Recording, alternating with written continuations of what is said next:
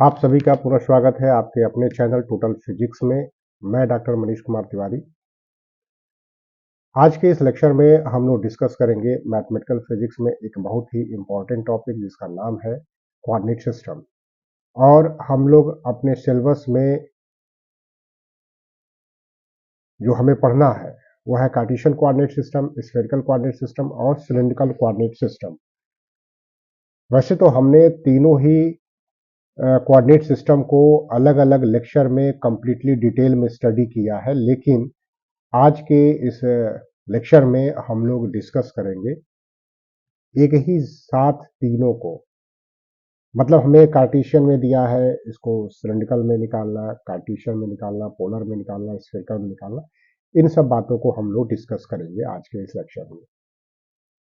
तो आज का लेक्चर काफ़ी महत्वपूर्ण है, इसको आप ध्यान से समझिए और अपने नोटबुक को भी तैयार कर सकते हैं। अभी तक जितने भी लोग इस चैनल को सब्सक्राइब नहीं किए हैं, अगर आप इसको वॉच कर रहे हैं तो आप जरूर इसको सब्सक्राइब करिए। साथ ही साथ इस लेक्चर को और भी अपने फ्रेंड सर्किल में इसको सर्कुलेट करें, इसको शेयर करें, जिससे कि वह भी इन बातों को समझ सके। तो आज का टॉपिक बहुत ही यूनिक टॉपिक है, हम लोग इसको डिस्कस करने जा रहे हैं। तो प्रारंभ करते हैं। हम लोग क्या करने जा रहे हैं कि कार्टेशियन कोऑर्डिनेट सिस्टम को हम लोग लिखते हैं पहले। कार्टेशियन कोऑर्डिनेट सिस्टम,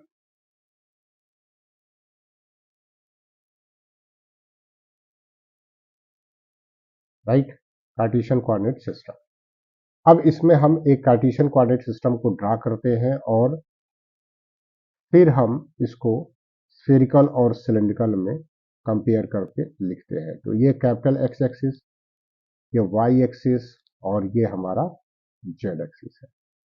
जैसा कि आप जानते हैं कि कार्टेशियन कोऑर्डिनेट सिस्टम में कोई भी पॉइंट को हम तीन कोऑर्डिनेट से लिखते हैं और वह कोऑर्डिनेट्स है एक्स वाई और जेड। एक्स वाई और जेड यह ओरिजिन है। यहाँ पर O X, O Y, O Z तीनों म्यूचुअली परपेंडिकुलर एक्सिस है। चूंकि यह फिगर जो मैंने ड्रा किया, कोऑर्डिनेट सिस्टम ड्रा किया, 3 डायमेंशन में बताने की कोशिश कर रहे हैं, तो यहाँ पर हम केवल पॉजिटिव डायरेक्शन को ही, मतलब पॉजिटिव एक्सिस को ही केवल शो कर पाने में सक्षम है। तो यदि मान लेते हैं कि हमें पॉइंट पी तक पहुंचना है, सपोज कि हमें पॉइंट पी तक पहुंचना है, तो हमें वहां पर कैसे हम पहुंच सकते हैं?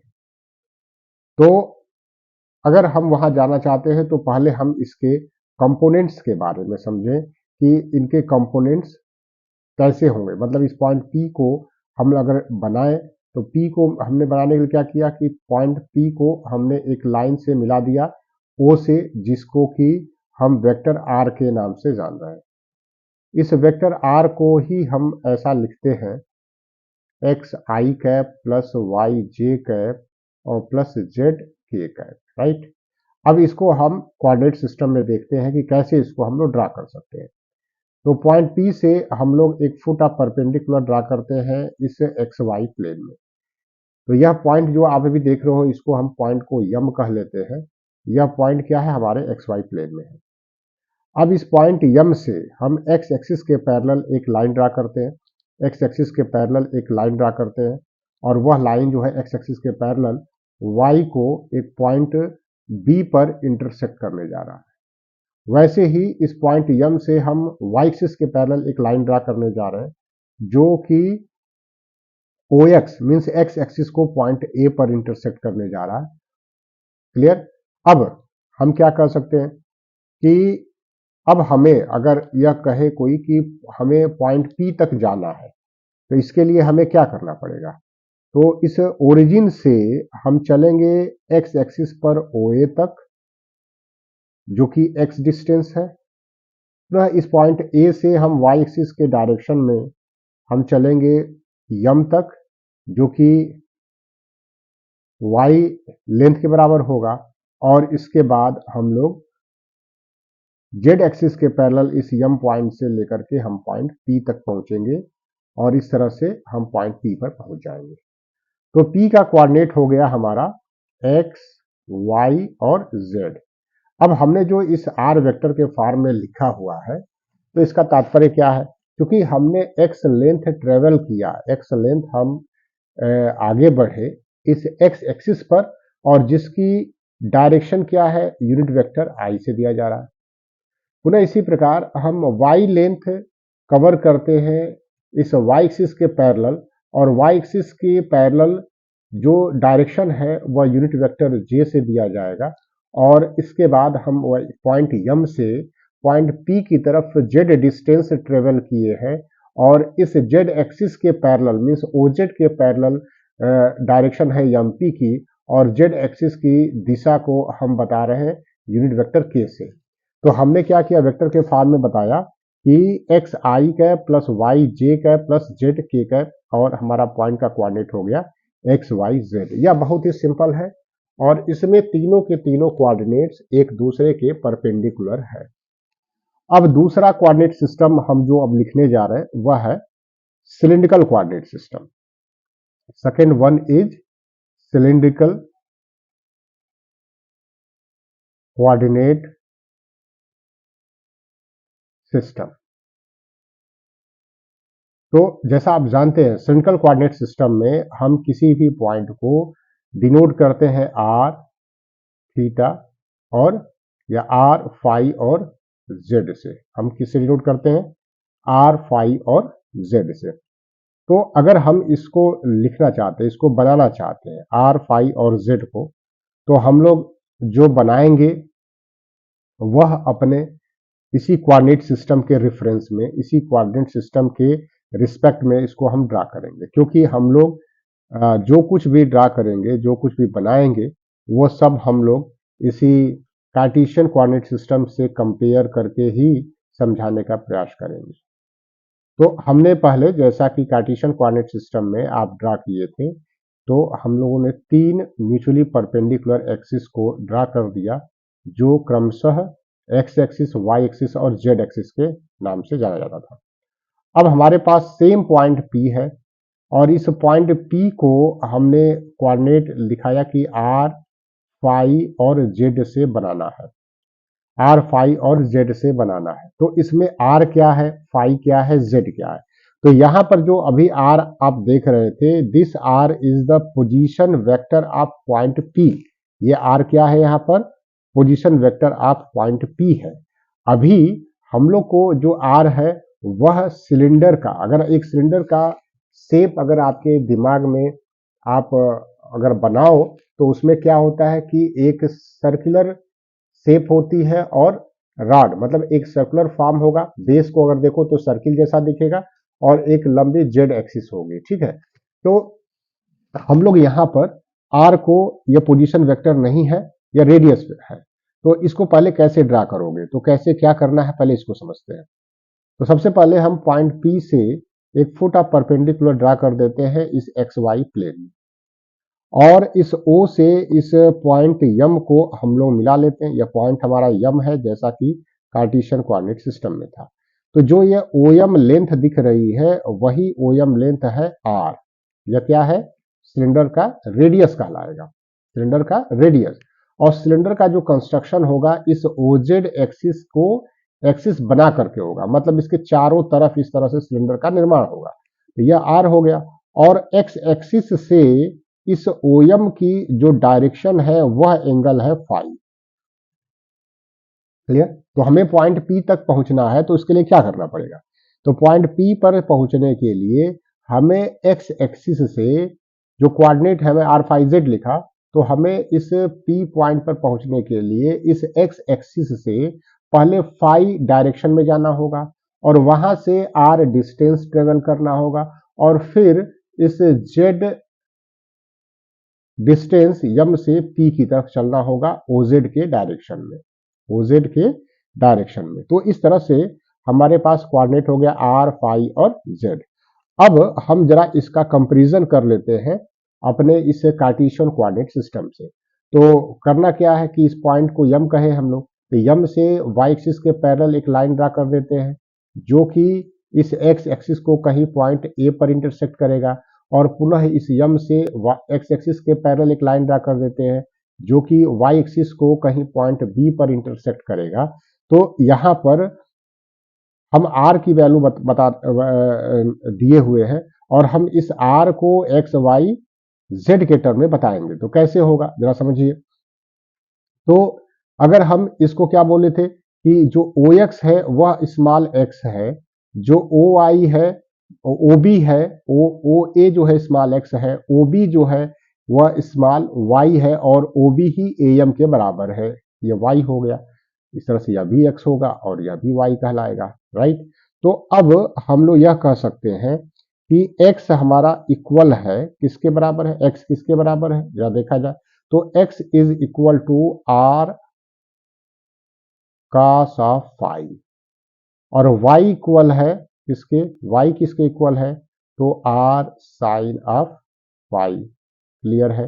ये थीटा से फाई से सटा हुआ ओ एक्स, तो इसका आप लोग ड्रा करते हो ओ एक्स पर, तो क्या ओ ए बराबर कितना हो जाएगा, आर कास फाई, और ये ए एम कितना हो जाएगा, तो आर साइन फाई, और जेड हमारा जेड अभी भी बना हुआ है। तो इस तरह से अभी आप देखो, और यही जो हम लोग इस लेक्चर को डिस्कस कर रहे हैं, यही लेक्चर हमारे लिए फाउंडेशन का काम करेगा जब हम कभी कर्विलीनियर कोऑर्डिनेट सिस्टम को स्टडी करते हैं, या हम जब एक कोऑर्डिनेट सिस्टम से दूसरे कोऑर्डिनेट सिस्टम में जब हम ट्रांसफॉर्मेशन करते हैं, तो यहाँ का ये आइडिया बहुत ही काम आएगा वहां पर। ठीक है। तो अभी हम लोगों ने सिलिंड्रिकल कोऑर्डिनेट सिस्टम को देखा। अब आपको यहां पर एक चीज समझ में आ रहा है कि हमारे पास क्या है, तीन कोऑर्डिनेट है आर फाई और जेड। हम लोग देख सकते हैं कि एक्स जो है, मतलब क्या हुआ कि हम लोग सिलिंड्रिकल कोऑर्डिनेट सिस्टम में, कहने का मतलब इसको ऐसे समझ सकते हो कि जो सेम पॉइंट हमारा एक्स वाई जेड था, वह सेम पॉइंट किसी अनदर कोऑर्डिनेट सिस्टम जिसको कि हम सिलिंड्रिकल कोऑर्डिनेट सिस्टम कहने जा रहे हैं, उसमें वही पॉइंट हमें आर फाइव जेड से बताया गया।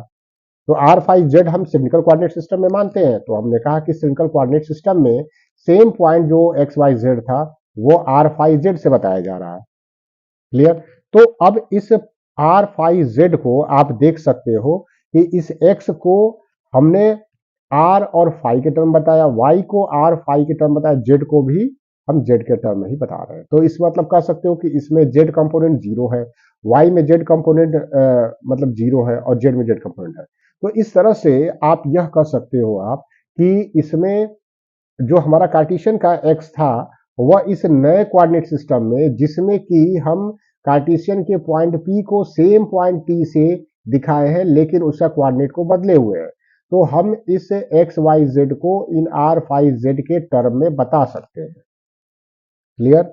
वैसे ही यदि हम इस आर फाइव को निकालना चाहें, तो अभी तो एक्स वाई जेड की वैल्यू बताए, अब यहां से हम यह बता सकते हैं कि आर की जो वैल्यू होगी, this is equal to X square plus Y square, square root of X square plus Y square.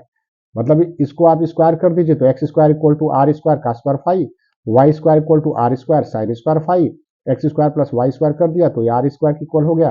तो हम यो कह सकते हैं कि केवल एक्स वाई जेड को हम आर फाइव जेड में नहीं बता सकते, अपितु आर को भी हम एक्स वाई जेड के टर्म में बता सकते हैं। यहाँ जेड कंपोनेंट जीरो है, ऐसे ही हम आर को तो बता दिए। अब फाई के बारे में बात करें जरा, फाई कैसे निकालोगे, तो फाई को कैसे निकालना पड़ेगा, तो tan inverse Y by X. Tan inverse कितना हो जाएगा, तो हमने y equal to R sine five को डिवाइड कर दिया x equal to R cos five से, तो y by X equal to R से R cancel, sine five upon cos five tan five, तो टेन इनवर्स को ले जाए y बाई एक्स, और z तो हमारा z के बराबर है ही। तो एक चीज जो यहाँ महत्वपूर्ण है वो समझ में आया कि जब हम सिलिंड्रिकल कोऑर्डिनेट सिस्टम को कार्टेशियन कोऑर्डिनेट सिस्टम से कंपेयर कर रहे हैं, तो कंपेयर करने में हम लोग कैसे कंपेयर करेंगे, तो जो पॉइंट हमने पी लिया था उसी को कार्टेशियन में एक्स वाई जेड से बताया, और उसी पॉइंट पी को हम लोग सिलिंड्रिकल में आर फाइव जेड से बता रहे हैं। तो इस प्रकार से दोनों ही एक ही पॉइंट को बता रहे हैं लेकिन कोऑर्डिनेट सिस्टम अलग अलग है।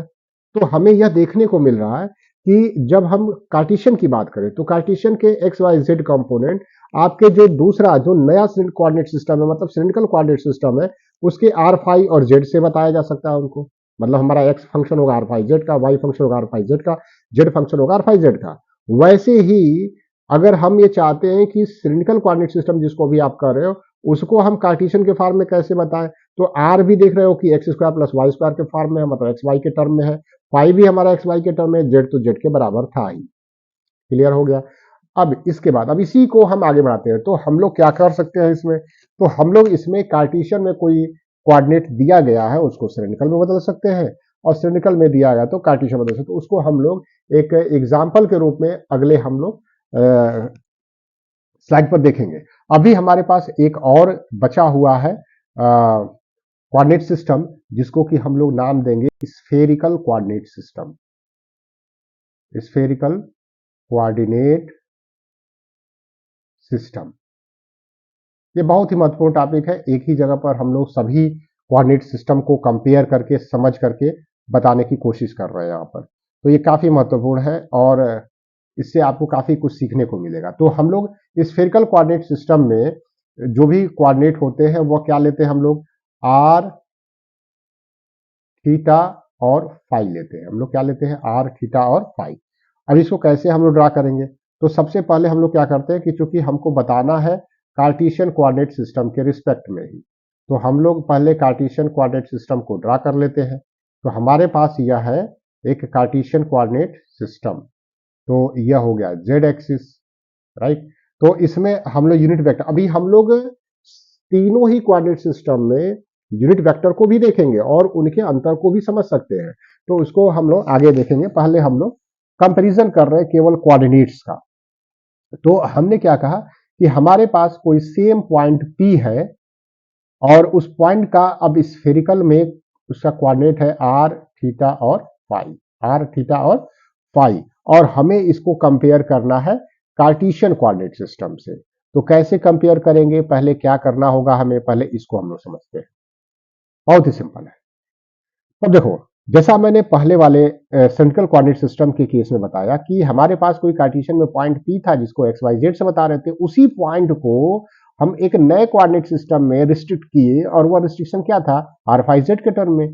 तो हम लोगों ने देखा कि उस आर फाई जेड को एक्स वाई जेड के टर्म में कैसे बता सकते हो। अब सेम चीज यहाँ पर भी है, सेम बातें यहाँ पर भी है। यहाँ पर हम लोग उसी पॉइंट P जिसको कि एक्स वाई जेड कहते थे, उसी को हम आर थीटा और फाई से दिखाना चाहते हैं। तो स्फेरिकल कोऑर्डिनेट सिस्टम में क्या करना पड़ेगा, तो सबसे पहले इस पॉइंट P से फुट ऑफ परपेंडिकुलर ड्रा कर देते हैं। तो इसमें अब देखो यहां पर यम फुट ऑफ परपेंडिकुलर हो गया। पहले अब देखो एक चीज बात और समझ लो यहां पर कि यहां पर हम सिलिंड्रिकल कोऑर्डिनेट सिस्टम में जब आर लिए थे, वह आर आपके इस कार्टेशियन के आर से अलग था। हमने पी पॉइंट का पोजीशन वेक्टर को आर से लिखा था यहां पर, लेकिन यहां पर जो सिलिंड्रिकल कोऑर्डिनेट सिस्टम है इसमें हमने उसको स्मॉल आर रेडियस बताया था सिलेंडर का। इसीलिए कभी कभी क्या होता है कि इसमें कंफ्यूजन को दूर करने के लिए आर को रिप्लेस कर दिया जाता है रो से, कि आपको यह कंफ्यूजन ना हो कि हम लोग उसी आर की बात कर रहे हैं जो कि हमें सिंगल में दिख रहा है, ऐसा नहीं है यहाँ पर। तो फिर से हम लोग यहाँ पर आर थीटा और जेड, अब ये आर क्या है जरा समझो इसको। तो ओ से पी को हम मिला लेते हैं, ओ से पी को मिला लेते हैं और यह हो गया आर।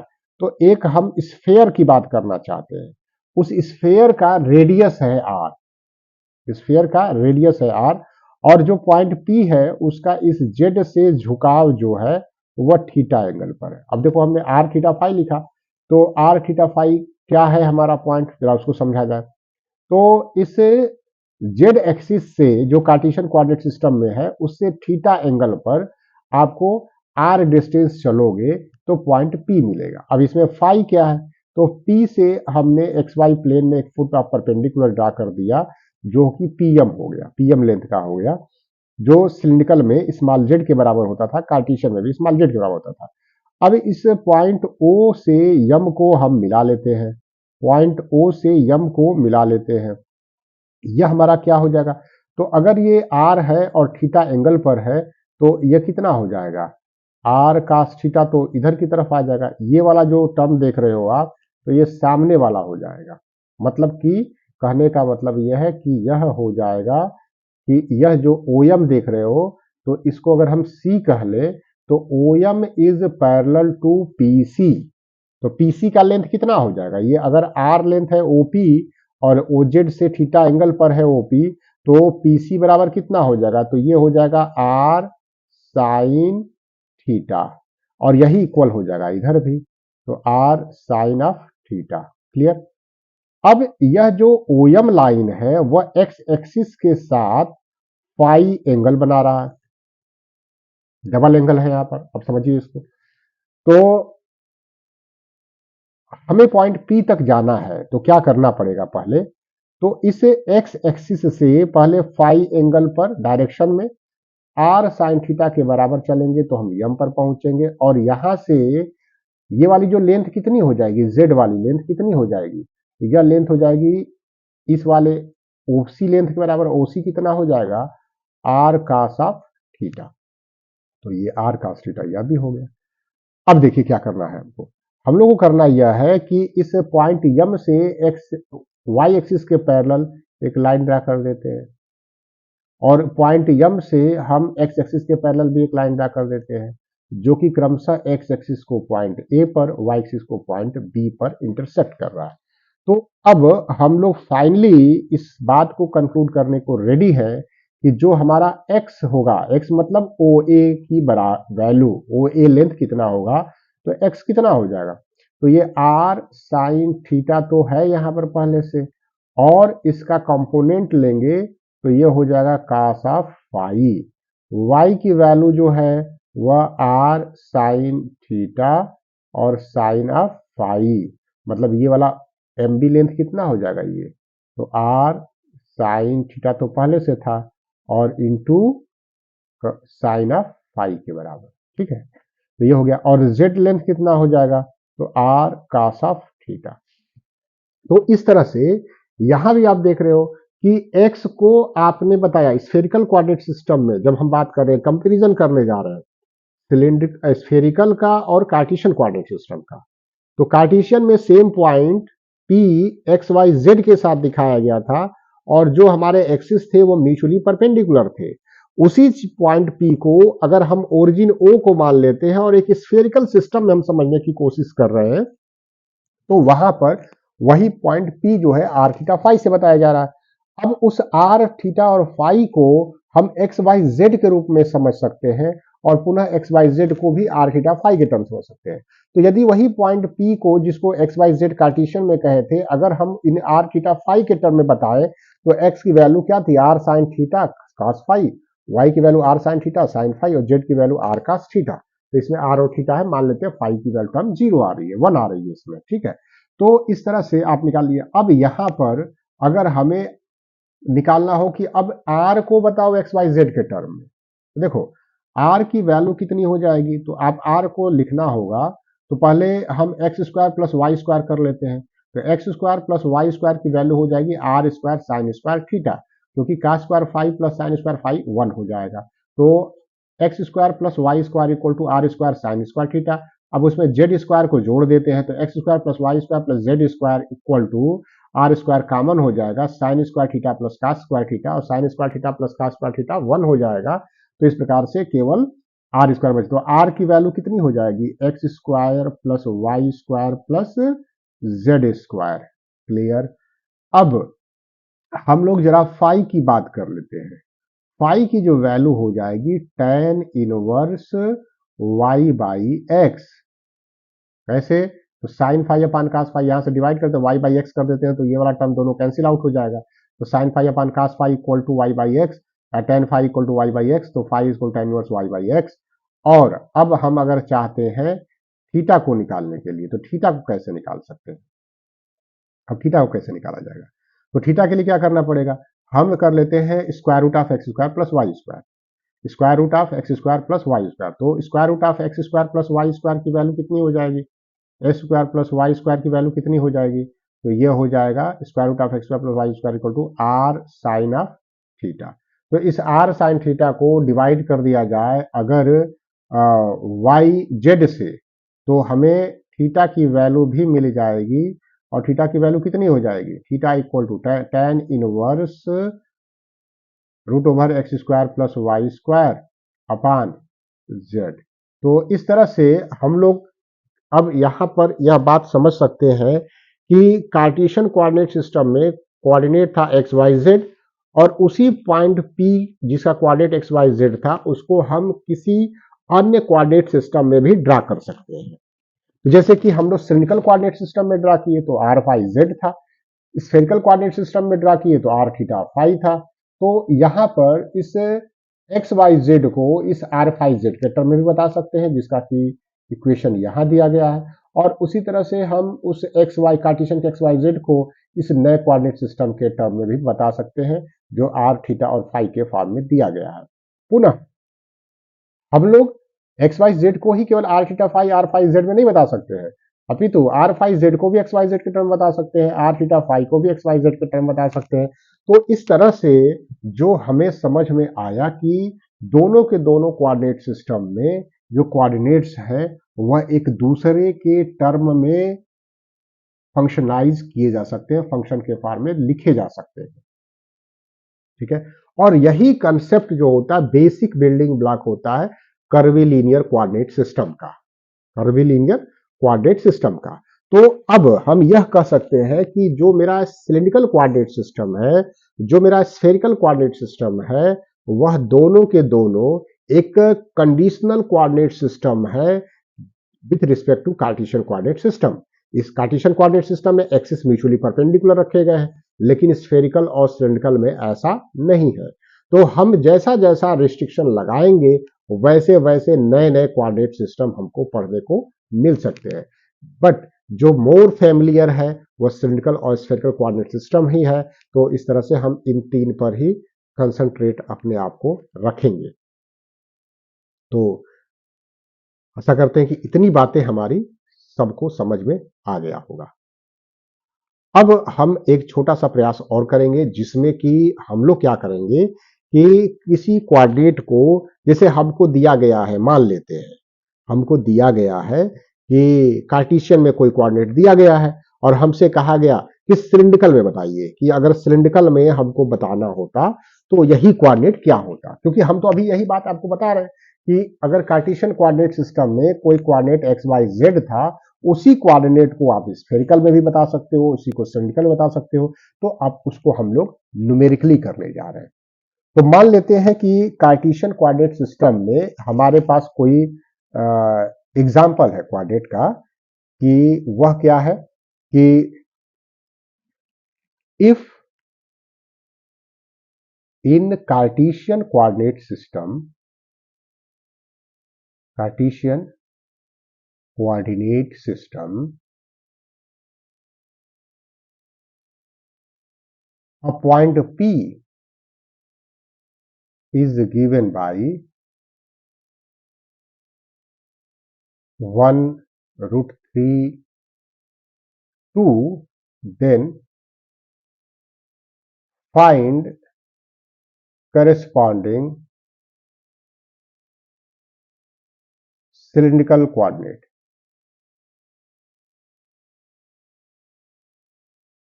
बहुत ही सिंपल है, आप समझिए इसको। तो अब सॉल्यूशन देखो।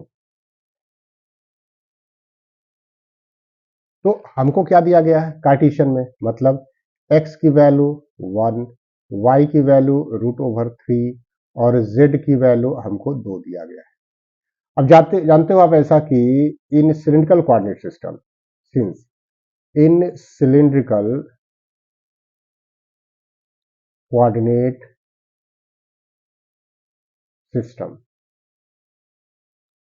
इन सिलिंड्रिकल कोऑर्डिनेट सिस्टम जो r होता है that is equal to square root of X square plus Y square, जो फाई होता है that is equal to tan inverse y by X, और जो z होता है that is equal to z। मतलब कि इस z कोऑर्डिनेट पर हमें कोई एफर्ट नहीं करना है, हमें जो काम करना है वो एक्स वाई के साथ करना है। तो दिस इंप्लाई दैट r की वैल्यू कितना हो जाएगी, तो 1 plus 3, this is plus minus,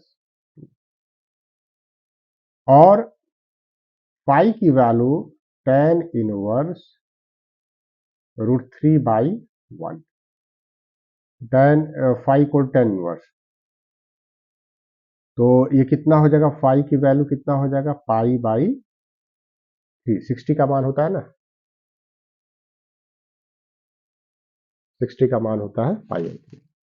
तो इस तरह से आप ये कहोगे कि कार्टेशियन में अगर वह पॉइंट था 1√3 और 2, तो सिलिंड्रिकल कोऑर्डिनेट सिस्टम में वह पॉइंट क्या हो जाएगा, 2π/3 और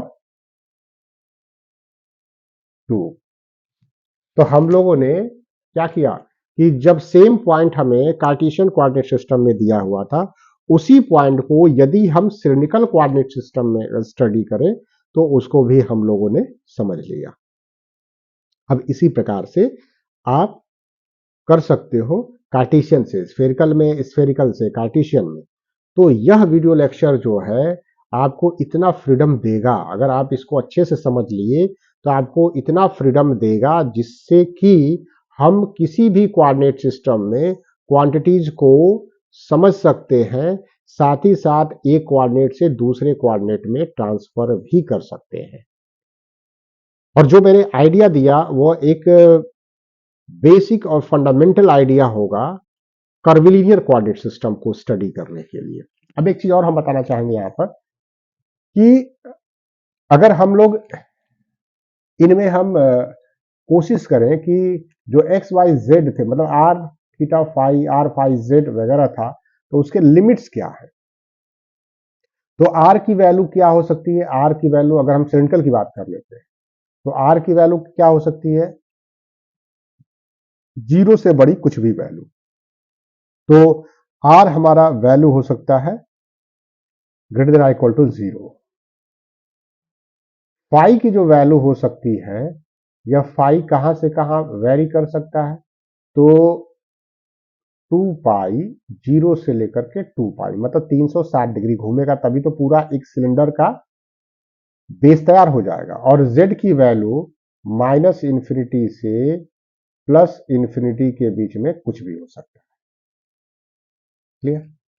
वैसे ही अगर हम स्फेरिकल कोऑर्डिनेट सिस्टम में बात करते हैं तो आर के लिए सेम कंडीशन, थीटा के लिए थीटा जो हमारा होगा वह 0 थीटा से पाई तक, और फाई की वैल्यू 0 फाई 2π तक, और आर के लिए ग्रेटर देन इक्वल टू 0। ये हमारे तीनों लिमिट्स हैं कोऑर्डिनेट्स के लिए। तो आशा करते हैं कि आपको ये तीनों के तीनों कोऑर्डिनेट सिस्टम अच्छे से समझ में आ गया होगा। तो आज के लेक्चर में बस इतना ही।